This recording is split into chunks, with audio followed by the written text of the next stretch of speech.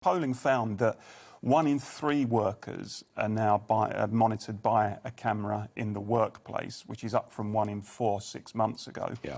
And probably more interestingly, 13% of home workers, so people working remotely for their company, are also being monitored by through the laptop, cameras, through the laptop, through a webcam or some facility like that, which is up from 5% 6 months ago. So has nearly trebled. Now, Prospect, I think quite reasonably, is calling for a ban on webcams monitoring people at home.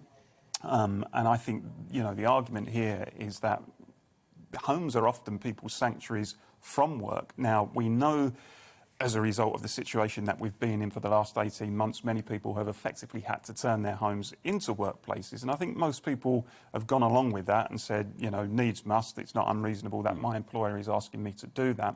But if the employer then says, OK, you're now going to be working from home more often, and by the way, we're going to train a webcam into, you know, your study or your dining room, wherever it is you're doing your work. And there's stories that Prospects have discovered that in some cases, you have bosses sitting in front of whole screens of workers who are sitting there, and he or she is able to see them and what they're up to on their webcam. So I think this has all implications, serious implications, first of all, for personal liberty and the fact that people are sitting in their own private abode.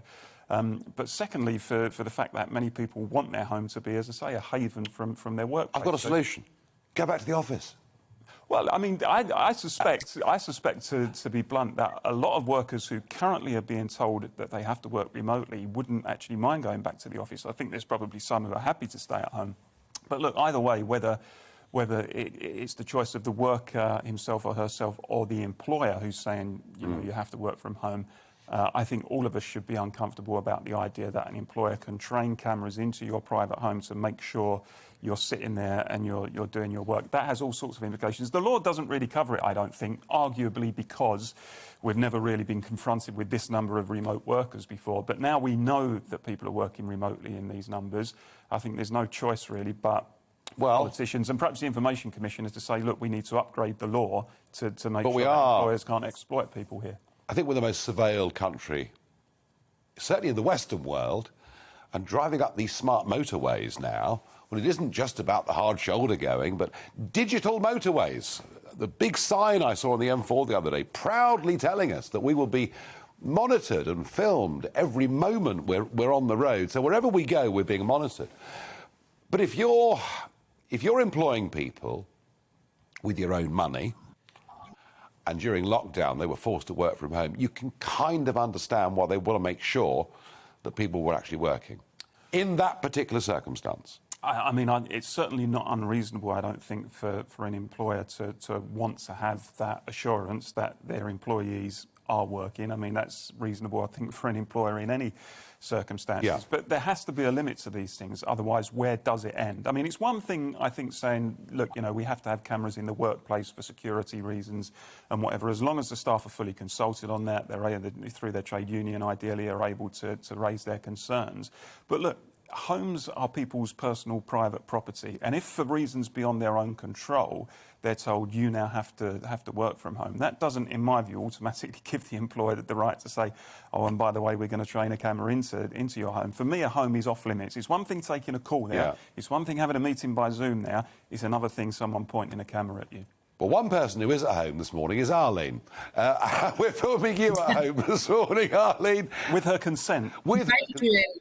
Yes, yes, with her consent. I've invited you in by consent to be with me in my own home. But I mean, I do agree with Paul. I think homes are safe places, and having cameras trained on people's homes. I have this vision, Paul, of somebody sitting behind a desk with a bank of computers in front of them, with everybody's home on the computer. I mean, it is really quite wrong to think in that way. However, if people are working from home, employers do need to know that they are actually working. And so there are other ways to do that, of course.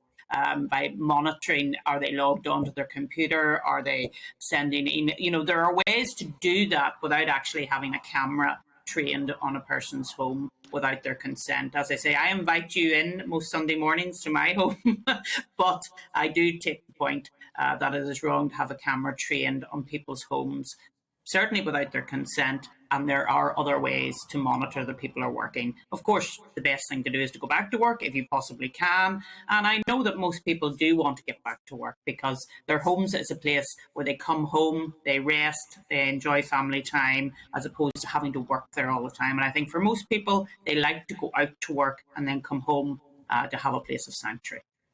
Well, at the heart of all of this is the big debate over productivity. People saying, oh, I'm so much more productive at home. I don't believe a word of it because, you know, the pet's ill or the kids are late home from school or, you know, there's a knock at the door, it's Amazon with a parcel. I don't believe a word of it.